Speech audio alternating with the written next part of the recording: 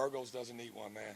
He is a self-starter. He's been somebody who has really focused on his game and fundamentals this offseason, and he's taking the coaching. I think he's growing up a little bit.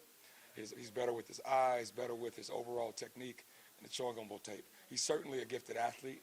He's just got some things you can't coach, the way he can contort his body, his speed to size ratio. He's a special player.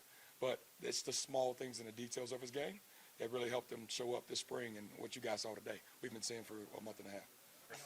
Sacks in a game like this are kind of like blowing the whistle when it gets close. 13 of them, though. How do you feel about the pass rush and how they performed today? Yeah, I'm kind of with you. It's always hard to measure sometimes in these particular situations. One, because the whistle sometimes is quick versus the quarterback. And, when you get in these situations, you just never know if we can get them down in a real-life game situation. However, we were pretty close most of those times, in each whistle that I saw. And so it excites you, certainly. But also, it's not just about getting sacks and getting TFLs. That creates mayhem. That gets offenses behind schedule.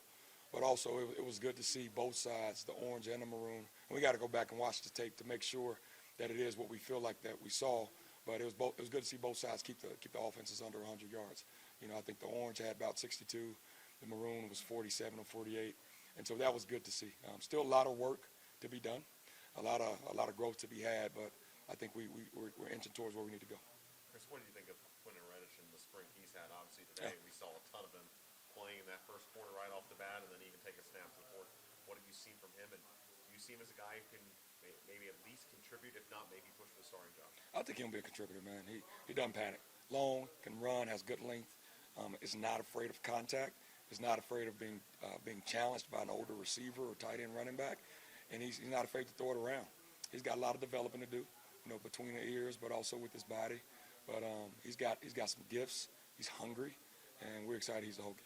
And Brent described him as being very mature for a guy who's just an early enrollee. Where have you seen maybe that maturity that's helped him to this point? Yeah, again, he doesn't panic on the field. What you see with a lot of young guys, particularly DBs, is that around the ball they panic. Around when the ball's in the air, a one-on-one situation with receivers, they panic. They're in a position one-on-one in open field, they panic. He doesn't. His heart rate slows.